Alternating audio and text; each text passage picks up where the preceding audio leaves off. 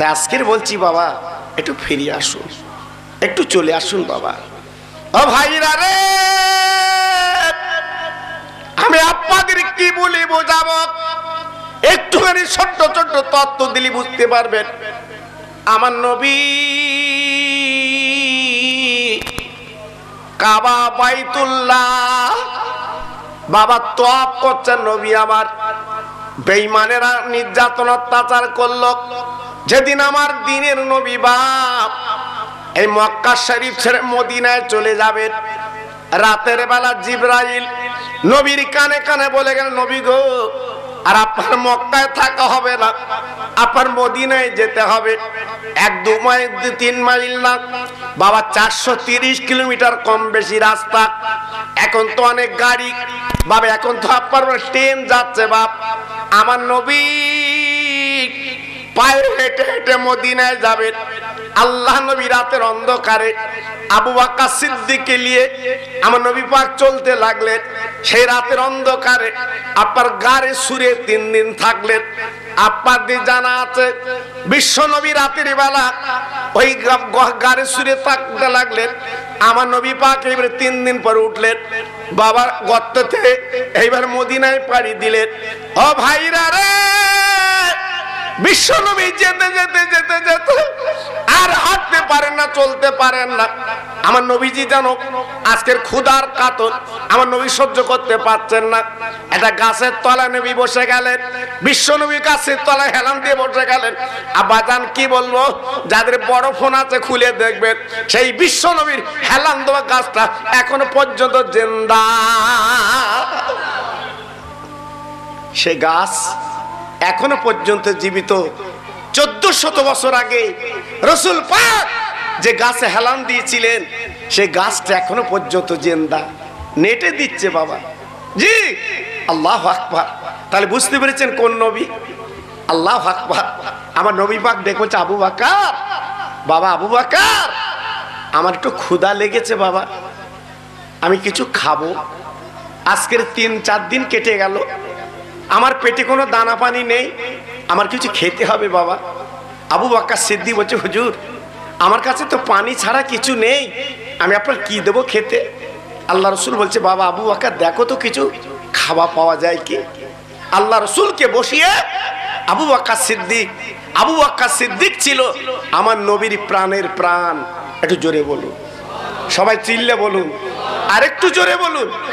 আবু বকর সিদ্দিক রাদিয়াল্লাহু তাআলা আনহু একটু ছুটে যেয়ে দেখে একটা ছোট্ট চুপড়ি ঘর, ছোট্ট কুড়ে ঘর। আবু বকর সিদ্দিক রাদিয়াল্লাহু তাআলা আনহু ওই বাড়ির দরজায় ঘা দিলেন।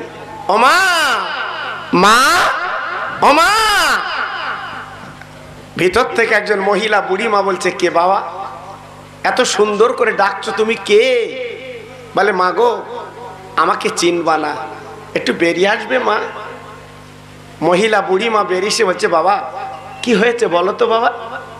বলে, তোমার ঘরে কিছু খাদ্য আছে বাবা, কিছু খাবার আছে বাবা, আমার সঙ্গে একটা মহান মানুষ আছে, একটু ক্ষুধা লেগেছে বাবা। জি, ক্ষুধার জ্বালা নিবারণ করবে, কিছু খেজুর কিংবা দুধ আমার কাছে দাও।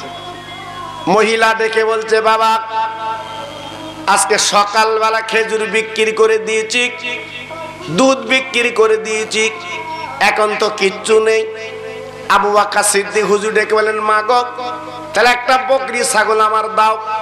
ওই বকরি ছাগলটা নিয়ে যদি একটু দুধ দুয়ে আমরা ক্ষুধার জ্বালা নিবারণ করতে পারি দেখি।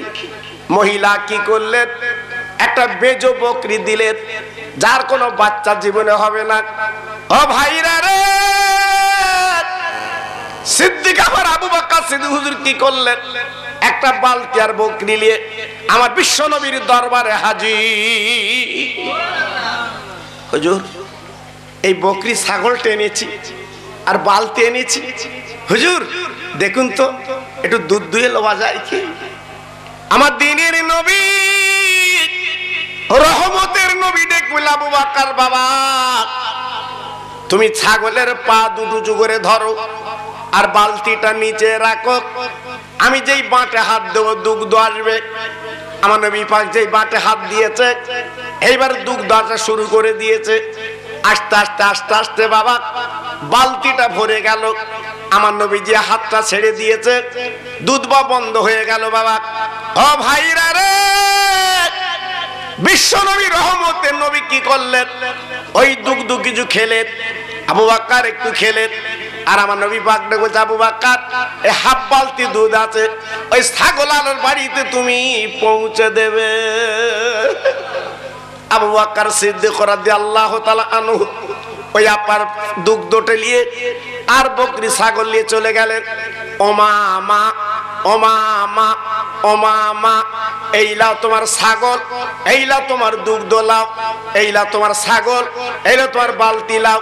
মহিলা অবাক হয়ে গেল, বলে বাবা তোমার নাম কি? বলে আমার নাম আবু বকর সিদ্দিক। বলে বাবা তুই একটা বার বলো, এই যে ছাগলটা আমি দিয়েছি বেজো ছাগল, এত জীবনে বাচ্চা নেই, এত দুগ্ধ হবে না। বলো বলো কি করে তোমরা দুগ্ধ বার করলে বলো? যিনি বাঁটে হাত দিয়েছে, যিনি দুগ্ধ বার করেছে উনি কে? ওনার পরিচয়টা কি? ও আবু বকর তুমি কি বলো বলো? তবে আমি বুড়িমা বলছি শোনো, যিনি এই বকরি ছাগলের বাটে হাত দিয়েছে ওনার নাম কি মুহাম্মদ, ওনার আব্বার নাম কি আব্দুল্লাহ, ওনার মার নাম কি আমিনা।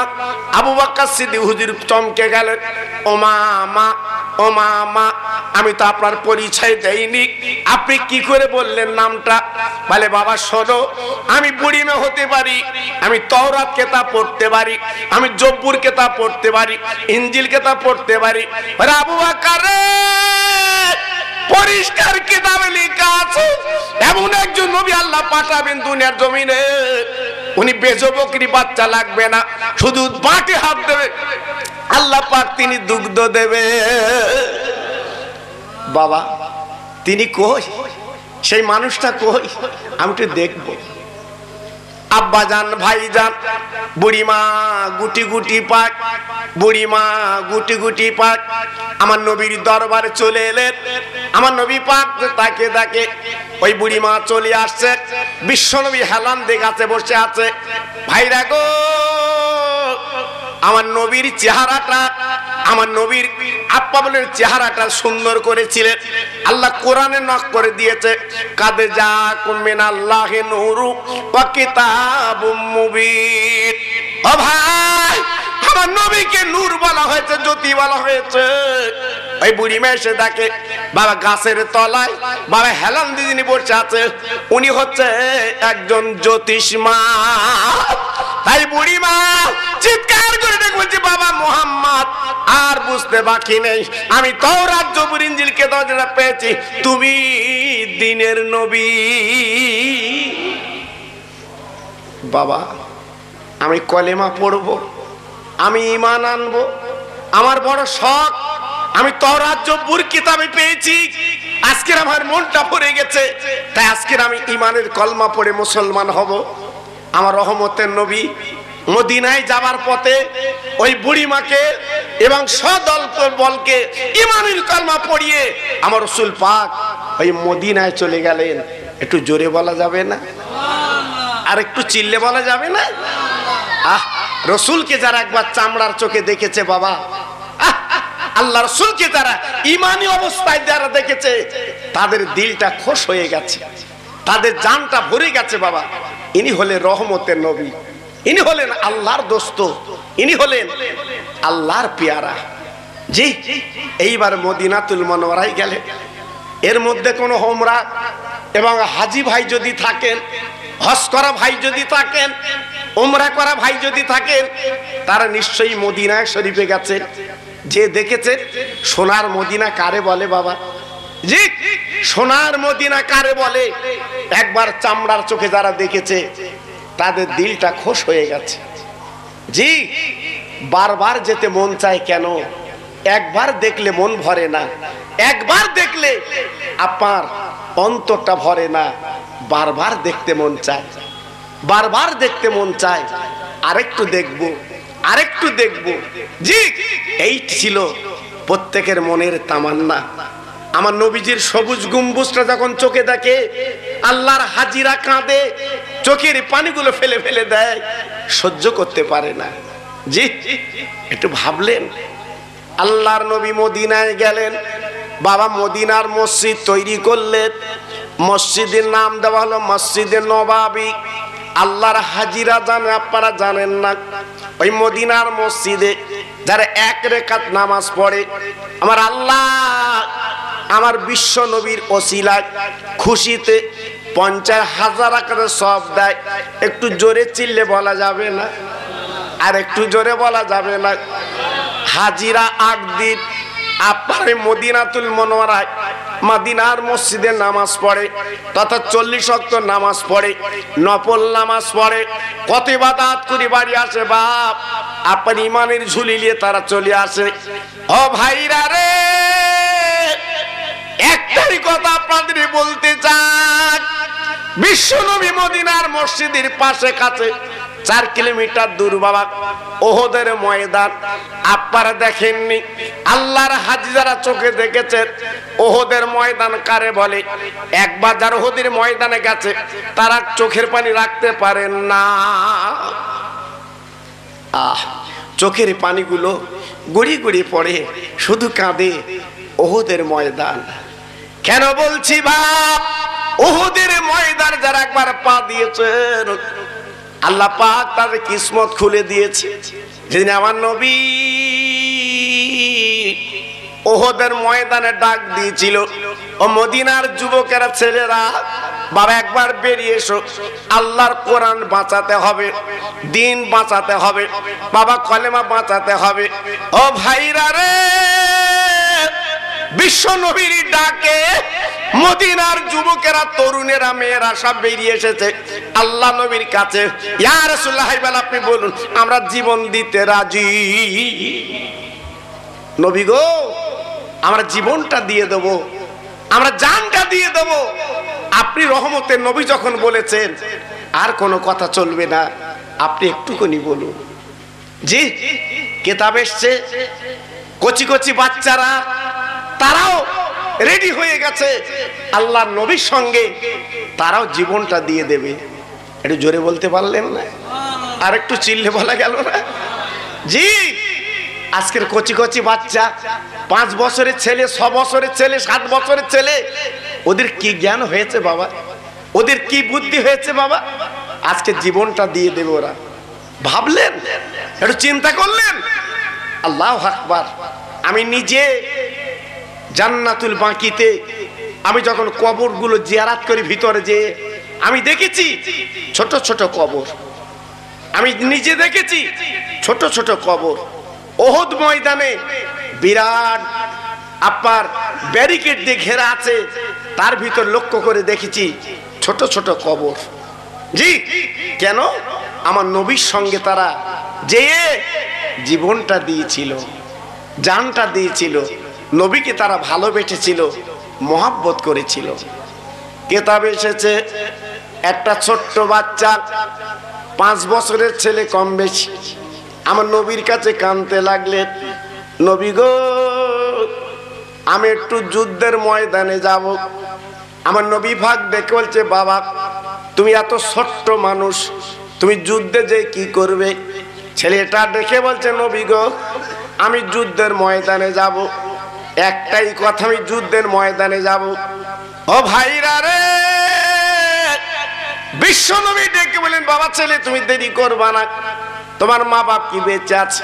বলে, নবী গো, আমার আব্বা বেঁচে নেই, মা বেঁচে আছে। আমার নবী ভাগ দেখে বলো, দেরি করো না, তোমার মাকে ডেকে আনো। আমি জিজ্ঞাসা করে দেখি তোমার এত মনের তামান্না কেন বাবা?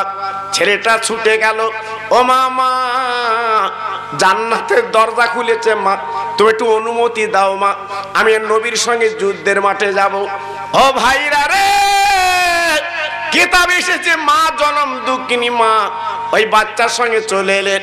আমার নবী পাকের সামনে দাঁড়িয়ে বিশ্ব নবীর সামনে বলেন, নবী গো, আমার বাচ্চাকে আপনি ফেলে যাবেন না, আমার বাচ্চাকে আপনি নিয়ে যান, কারণ আমার স্বামী দিনের জন্য শহীদ হয়ে গেছে। আজকের আমার বড় নিয়ত, আমার বাচ্চাটা দিনের জন্য আমি জীবন আজকে শহীদ করতে রাজি, আজকে দিনের জন্য দিতে রাজি। আমার নবী পাক দেখে বলেন, ও মা, তোমার কি মনে দুঃখ নেই? তোমার কি মনে ব্যথা নেই? আজকে তোমার ছেলেটা যদি যুদ্ধে শহীদ হয়ে যায়, একবার বলো তোমার মনে কি কষ্ট হবে না? তোমার তোমার কি চোখের পানি পড়বে না? ও ভাইরা, ও সঙ্গরপুরের মা বোনেরা, বেটিরা, সোনার চাঁদেরা, একবার বিচার করে বলুন বুকে হাত দিয়ে, নবীর প্রেম কারে বলে? এই মহিলা কি বলেছিল? ইয়া রাসূলুল্লাহ, হাবিবাল্লাহ নবী গো, আমার একটা মাত্র ছেলে যদি যুদ্ধে শহীদ হয়ে যায় আমি কেন কাঁদবো, কেন দুঃখ করব?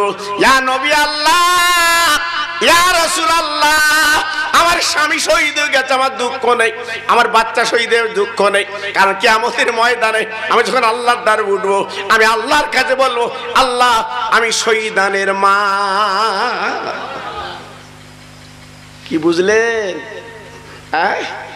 আজকের এইখানকার যুবক তরুণ ছেলেরা, বন্ধুরা, আজকের এই যে পয়সা কড়ি খরচ করে এই যে আপনাদের ডেকে আপনাদের আহ্বান করে এই যে মাহফিল তারা কায়েম করেছে, বলুন এটা নবীর ভালোবাসা না?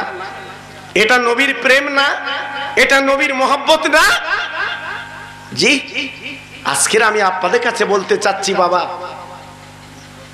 তারা নবীর সঙ্গে জীবন দিয়েছে, নবীর সঙ্গে তারা জান দিয়েছে, কিন্তু আজকে আমরা তো নবীর সঙ্গে জীবন দিতে পারছি না বাবা। আমরা কি করছি? আমরা নবীর মহব্বতে, প্রেমে আমরা মাহফিল করছি। জি, এটাও কিন্তু নবীর একটা ভালোবাসা বাবা, এটা নবীর একটা প্রেম বাবা। ভাইরা, বাবা জিরা রে, বিশ্ব নবী রহমতে নবী ডেকে বলে, বাবা ছেলে তুই যুদ্ধের ময়দানে যাবে, ঢাল ধরতে পারবে না, ও বাবা তরবারি ছুটতে পারবে না, তুই কি করবে বাপ? আমার নবীর প্রেমের পাগল, আমার নবীর প্রেমের দিওয়ানা ঝরঝর করে কাঁদে, ইয়া রাসূলুল্লাহ, হাবিবাল্লাহ, আমি ঢাল ধরতে পারবো না, তরবারি ছুটতে পারবো না ঠিকই, কিন্তু বেঈমানের দলেরা বিশ্ব নবী যখন পারবো না তীরগুলো মারবে, আমি নবীর সামনে দাঁড়িয়ে ওই তীরগুলো নবীর বদলামি বুকে নিতে রাজি। নবী গো, আমি তীরগুলো নেব, আমার তরবারি ছোড়ার দরকার নেই, আমার ঢাল ধরার দরকার নেই, আমি এতটুকু তো করতে পারবো। হুজুর, আমি বাচ্চা ছেলে, আমি কিচ্ছু করতে পারবো না, আপনার জন্য আমি তীরগুলো বুকে নেব। কি মুসলমান? সে মুসলমান কই? আজকের আমার নাম কি আসতে মুসলমান? বাড়িটা কি ডিজাইনের হবে? ইঞ্জিনিয়ার দিয়ে, জি, আজকের পরীক্ষা নিরীক্ষা করে আমরা সুন্দর বাড়ি করছি। শাকচুরো বাজারের পাশে যদি 2 শতক জমি লওয়া যায়, জি, খুব চেষ্টায় আছি, যদি 2 শতক জমি নিতে পারি অন্তত ছেলের একটা দোকান করে দেব। জি, কিন্তু একবার কি রাতের বেলা চিন্তা করেছি আমরা নবীর প্রেমে, আল্লাহর মোহাব্বতে আমরা কিছু ভিতরে নিয়েছি? কই সে চিন্তা তো আমাদের নেই, শুধু দুনিয়া দুনিয়া করে চিন্তা করছি। যে কথা বলতে বলতে চলে এসেছি, আমার বসিরহাট হুজুর যে সময় ওয়াজ নসিহত করেছিলেন, যে সময় মানুষকে আপনার সেবা দিয়েছিলেন, উনি যদি ইচ্ছা করতেন বসিরহাটের বাজারটা কিনে নিতে পারতেন, এত টাকা আল্লাহ দিয়েছিল সেই সময়। জি, উনি ইচ্ছা করলে বহু বিঘে জমি, বহু টাকার মালিক উনি হয়ে যেতেন। না, আমার হুজুর কি করলেন? রাতের বেলা মাহফিল করে বাড়ি এসে উনি 2 হাত দিয়ে কলম চালালেন। কারণ আমার বাংলার মানুষ তারা উর্দু পড়তে পারবে না, ফার্সি পড়তে পারবে না, আরবি পড়তে পারবে না, তাদের জন্য এমন কিতাব লিখে দিয়ে যাব বাড়ি বসে বসে পড়ে তারা নামাজ ইমামতি করতে পারবে। হুজুর আমার নামাজ শিক্ষা তৈরি করে গেলেন। এটা জোরে বলতে পারলেন? আজকাল আমাদের মতো বক্তা কিছু কিছু বেরিয়েছে, বলছে বসিরহাট হুজুর কি করেছে বলছে, হ্যাঁ, বসিরহাটের হুজুর কি করেছে? হায় হায় হায়, হ্যাঁ, বসিরহাট হুজুর কি করেছে? এইটা যদি একটু মূল্যায়ন তুমি করতে, তোমার মুখ দিয়ে এমন কথা জীবনে বার হতো না, বার হতো না। অনেকে বলছে বসিরহাট হুজুর আওলাদেরা কি করেছে? বসিরহাট হুজুর আওলাদ তারা কি করেছে? আজকের আমি তুমি বসিরহাট হুজুরের কবরটা জিয়ারত করব, তার অন্তত একটা থাকার জায়গা করে দিয়েছে। থাকুন থাক, জি, থাকার জায়গা করে দিয়েছে, অন্তত যেয়ে দুটো কথা বলতে পারছে। অনেকে বলছে শুধু খাচ্ছে, শুধু খাচ্ছে, হ্যাঁ, তদবির করতে আছে, বলতে দেও, শুধু দেও, বলছে শুধু দেও। তা তোর কি বাড়িতে বলে দিয়ে যাচ্ছে? হ্যাঁ, হান হান, তোমার চুলকুনি তুমি যাচ্ছ গা দেখছ, ওরা লেচ্ছে, আবার তুমি এদিকে হ্যাঁ রাস ফালাচ্ছ, ওরা লেচ্ছে, ওরা লেচ্ছে। জি, আল্লাহু আকবার। এ কমু কয়ে, হ্যাঁ, ওকে যে দিচ্ছে আর বাড়ি এসে বদনাম দিচ্ছে। জি, শুধু তাই বা কেন বাপ? আর একটু চিন্তা করেছেন, আর ভেবেছেন? আমি কিন্তু ওই পিছনে বলা ছেলে না, আমি পিছনে বলা বক্তা না বাবা, আমি যেটা বলি সামনাসামনি বলি বাবা। আল্লাহ পাক এই আওলাদে রেখেছিল বলে আমরা যে অন্তত বুক ফুলিয়ে দুটো কথা বলতে পারছি ওখানে, ঠিক না ভুল বলছি? জি, আল্লাহু আকবার। কিন্তু আজকের আমাদের মধ্যে সব অন্যরকম বাবা, অন্যরকম। আমার কি অবাক, বলছে বসিরহাটের হুজুর আওলাদরা কি করে? হ্যাঁ, হুজুর কি করেছে? অবাক কাণ্ড। আরে আমার হুজুর যে কষ্ট করে বইগুলো ছাপিয়ে দিয়ে গেছে, বইগুলো লিখে তৈরি করে দিয়ে গেছে, কিয়ামত পর্যন্ত দাম দেওয়া যাবে বাবা? পারবেন না, পারবেন না। একমাত্র আমার বসিরহাটের পীর করে গেছে বাবা। আজকে যদি উর্দু আরবি থাকতো আমরা পড়তে পারতাম। জি, আল্লাহু আকবার। আজকের বাংলায় করে দিয়ে গেছে বলে আমরা ওগুলো পড়তে পারছি বাবা। আল্লাহু আকবার। আমার একটা ওয়াজ ভাইরাল আছে বাবা, ওই বসিরহাট পীরের ওয়াজ বাবা, ওটা আমি প্রায় করি বাবা, আমার মনটা ভরে। যদি বলছেন কেন? বসিরহাট হুজুরের একটা নাম হচ্ছে বাংলার বাঘ। জোরে বলি, সবাই একটু মিলেমিশে বলুন। আমি নবীর কথা বলতে বলতে কেন এসছি বাবা? জি, এই জন্য বলে এসছি, আল্লাহ পাক কি নিয়ামত করে শুয়ে রেখেছে বাবা, আমরা কিন্তু চিনতে পারিনি বাবা। আমি নিজে দেখেছি আমার হিন্দু দাদারা তেল পানিলে দাঁড়িয়ে তাকে ফুক লেবে। ভুল বলছি না ঠিক বলছি? আরে কথা বলেন না কেন? হ্যাঁ, বিয়ে করতে যাবে, বিয়ে আমার জাত, আমার মুসলমান, বিয়ে করতে যাবে, ওখানকে দোয়া লেচ্ছে, ওখানকে দোয়া লেচ্ছে, গাড়ি ফুল সাজানো রয়েছে, গাড়ি লেবে হুজুরের মজারে। জি, আল্লাহ গেট দোয়া লেচ্ছে, দোয়া লেচ্ছে বাবা। জি, আবার হুজুরদের আওলাদদের কাছে যেয়ে আল্লাহু আকবার, ওখানে একটু দোয়া চাচ্ছে, হুজুর একটু দোয়া করো। আমি মাঝে মাঝে যখন একটু ওখানে দেখি, আমি আর উল্টো পাল্টাকে জিজ্ঞেস করি, এগোচ্ছি বিয়ে করতে যাচ্ছি তো এখানে দোয়া লিখছিস কেন? অনেকে বাড়ি মা বাপের দোয়া লেয় না, ওখানকে দোয়া লিখছে। জি, আমি জিজ্ঞেস করছি এখানে দোয়া লিখছিস কেন?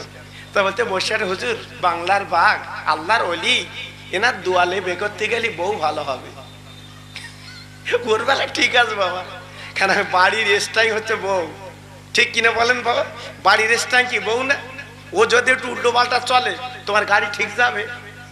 এই কথা বলে না কেন? ওরা যদি উল্টো পাল্টা চলে গাড়ি ঠিক যাবে? এই শাকচুড়োর থেকে বসিরহাট যাবে, কোন খানায় যাবে তা ঠিক নেই। এই জন্য বউরই ঠিক রাখতে হয়, আর ওকে যত্ন বেশি করতে হয়। তরকার নুন হলে বলতে ভালো, সত্যি তোর হাতে রান্না খাওয়ার মতো। বউ কি বলে জানেন? আল্লাহ, আমার স্বামী যেন শোনাচ্ছা, কিন্তু নুন হয়েছে বাবা। জি, আল্লাহু আকবার। জি, ওকে ভালো বলতে হবে, ভালো বলে খুব খুশি, খুব খুশি। আল্লাহু আকবার। জি, এজন্য বলছি বাবা খুব সাবধান। বসিরহাটের পীর সুন্দরবনে জলসায় গেছে বাবা, ওদিকে তো সব খালি, আপনারা জানেন ইউটিউবিতে আছে বাবা, ধামা খালি, ধুসনি খালি, কুমড়ো খালি, সন্দেশ খালি, আল্লাহু আকবার, বাবলা খালি। জি, সব খালি, সব খালি। আমাকে জিজ্ঞেস করতে খালি কেন? বলতো হুজুর বাগে লেলে সব খালি হয়ে গেছে। জি, আল্লাহু আকবার। আর হুজুর যে গ্রামে গেছে নিয়ে গেছে পালকি আপনার ওই নৌকো করে, ওই গ্রামে ডেলি বাঘ আসে, ডেলি বাঘ জঙ্গল জায়গায়। আর বসের হুজুরকে নিয়ে গেছে একটু দোয়া লেবে, আল্লাহু আকবার, দোয়া লেবে নিয়ে গেছে বাবা। আমার বসিরহাটের পীর আসর পর্যন্ত জলসা করেছে, দোয়া করে দিয়েছে। আর হুজুর বলে দিয়েছে, বাঘ, এই জঙ্গলের বাঘ, আমি বসিরহাটের রুহুল আমিন বলে দিয়ে যাচ্ছি, খবরদার যেন তোরা লোকালয়ে আসবি না, জঙ্গলে থাকবি। জোরে বলে কে বলছে? আমার বসিরহাটের পীর। কতবার হিম্মত বাবা, কতবার হিম্মত বাবা। বাঘের বলছে জঙ্গলের দিকে তাকিয়ে, বাঘ, আমি রুহুল আমিন বলে দিয়ে যাচ্ছি, তোরা যেন গ্রামে আসবি না, লোকালে আসবি না। উনি বলে দিয়ে যাচ্ছে বাবা। কিন্তু আমরা যে যদি বলি সুন্দরবনে গে, আমি খোকা ভাই বলছি তোরা যেন আসবি না, বাঘ বলেন দাঁড়া, আমি সদ্য আসবে বাবা, ও দেরি করবে না। অত সহজ না বাবা। আজ বসিরহাট মাদ্রাসা, আমিনিয়া মাদ্রাসা, চোখ বসিরহাট আমিনিয়া মাদ্রাসা, ঠিক আছে, তুই একটু কাটাবো দেন, হ্যাঁ আচ্ছা ঠিক আছে। ও বলে বলি আপনার, আমি বুঝতে পেরেছি এরা মাঝে মাঝে একটা জোটে তো, আল্লাহু আকবার। জি, এখন বসিরহাট হুজুর কেবলা বলে গেছেন, আমার মাদ্রাসা আমিনিয়া আল্লাহ কবুল করে নিয়েছে। এই ব্যানারে লেখা থাকে না, এই আমার দিক ফেরেন, ওর কথা ও বলুক গে। জি, বসিরহাট আল্লাহ হুজুর কেবলা কি বলে গেছে? আমার মাদ্রাসা আল্লাহ কবুল করে নিয়েছে, আমার মাদ্রাসা যারা দান করবে আমি রুহুল আমিন কবরে শুয়ে দোয়া করব। এই ব্যানারে লেখা থাকে না, থাকে না? আরে কথা বলে না কেন? ব্যানারে লেখা থাকে না, থাকে না? না আমি আজগইবি বলছি। হ্যাঁ, কই এমন একটা হিম্মত দেখান দিন দেখি, এই এমন একটা হিম্মত দেখান দিন দেখি যে আমি মাদ্রাসা করেছি, আমার মাদ্রাসা আল্লাহ কবুল করে নিয়েছে, আমার মাদ্রাসা যিনি দান করবে আমি রুহুল আমিন আমি বক্তা কবরে শুয়ে দোয়া করব। পারবেন বলতে? না, আল্লামা রুহুল আমিন উনি পারে। ভাইরা, বাবাজিরা, ও মায়েরা, বোনেরা, বেটিরা, ও আমার সংগুরুবুরের ভাইরা, আমি আপনার কাছে বলতে যাচ্ছি, শুনে নেন, জেনে নেন। আল্লাহর ওলি মাহবুব তিনি কি করলেন বাবা? দোয়া খায়ের করে দিলেন। দোয়া খায়ের করার পরে হুজুর আমার লেবে এলেন, হুজুর আমার লেবে এলেন। হুজুর আমার ডেকে বলছে, বাবা তোমরা একটা নৌকো ঠিক করো, আমি রুহুল আমিন চলে যাব। গ্রামবাসী বলছে, হুজুর আপনি চলে যাবেন, কিন্তু আপনি কি জানেন না, জানেন না এটা হচ্ছে জঙ্গলি জায়গা, যখন তখন বাঘ আসবে, বিপদ ঘটিয়ে দেবে, কি হবে? ও ভাইরা রে, বসিরহাটের পীর ডেকে বলেছিলেন, সুন্দরবনের মানবকে জেনে কি দিও, আমি রুহুল আমিন যে নৌকায় থাকবো, ওই নৌকায় কিন্তু বাঘ আসবে না। একটু জোরে বলুন, আর একটু চিল্লে বলুন। আমি রুহুল আমিন যে নৌকায় থাকবো, বাঘ আসবে না। মাঝিকে বলছে, মাঝি তুই শুধু দাঁড় ধরবি আর আমি নৌকায় বসে দোয়া করব, নৌকা গড় গড় করে যাবে। মাঝি বলছে, হুজুর আমি বাড়ি বসে তোমার জন্য দোয়া করছি, তুমি একলা নৌকোলে যাও, আমি যাবো না। বসে হুজুর বলছে, বাবা তোরা তো লোক ভালো না, আমার দাওয়াত করিলি, তাইলি এই বাঘে খাবাবি বলে তাই? বলছে, হুজুর না, আপনি কেমন? আরে আওয়াজ আগে ভালো ছিল, ঘাগো দিচ্ছ কেন? তুমি মনে করছো বাড়ালি বোধহয় খুব সুন্দর হবে, আগে আওয়াজটা খুব সুন্দর ছিল, বেশি বাড়াবে না, একে তো তোমার বুঝতে পারতিস কিরা। জি, তো মাশাআল্লাহ। এইবার হুজুর কেবলা ইকোটা কমিয়ে দেন, ইকোটা কমিয়ে দেন। জি, এবার হুজুর কেবলা কি করলেন? রাতটুখানি থেকে গেলেন। হুজুরের জায়গা করে দিয়েছে বারান্দায় বাবা, ফাঁকা বারান্দা, ওদের তো গ্রিল নেই। আল্লাহর ওলি উনি বারান্দায় পড়ে আছে। জি, গভীর রাত, বাড়িওয়ালা দরজাখানা খুলে দেখে 8 হাত লম্বা বাঘ উঠোনে এসে বসে আছে। আচ্ছা বলুন, দরজা খোলা যাবে? বা বাঘের দেখুন বাঘ যদি চকি থাকে মিনা খালাক না। আল্লাহর ওলি বসিরাটির পীর কিন্তু ঘুমায়নি, উনি কিন্তু বাবা বারান্দায় বসে আছে, হাতে একটা তসবিহ বাবা ইল্লাল্লাহ জিকির করছে। ও ভাইরা রে, চিৎকার করে ডেকে বলছে, বাঘ তুই আমার কাছে চলে আয়, আমি তো দোয়া করে দিয়েছি, তুই থাকবি জঙ্গলে, আমি থাকবো লোকালয়, চলে আয়। ওই বাঘ কি করে বুঝলো আল্লাহর ওলি ডাক? বাবা কি করে জানলো? ওই বাঘ বিড়ালের মতো আল্লাহর ওলি বিছানায় বসে যায়। আল্লাহর ওলির বিছানায় বাঘ এসে ঘাপটি বেড়ে বসে গেছে। ও ভাইরা রে, ও সংগরবের তরুণেরা, আজ তোমাদের কপাল, তোমাদের নসিব বাপ। এখান থেকে অল্প পথ গেলে আল্লাহর ওলির মজার, আল্লাহর ওলির কবর, আল্লাহর ওলির মজার, আল্লাহর ওলির রওজা তোমরা দেখতে পাও। সেই বসিরাটির পীর আল্লামা রুহুল আমিন হুজুর কেবলা রহমাতুল্লাহ আলাইহি বাবা বাঘের সঙ্গে কথা বলতে লেগেছে। আরে বাঘ রে, তুই থাকবি জঙ্গল, আমি থাকবো লোকালয়, কেন বল?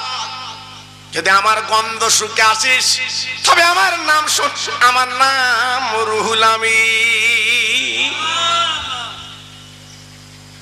অবাক আরো শুনিল আমার পীর মুজাদ্দিদ জামান আবু বকর সিদ্দিক আমার পীর বাবা নিজের নাম পীরের নাম বললেন। বাঘ কি করে বুঝলো, কি করে জানলো? সামনের পা দুখানা তুলে কাঁদে।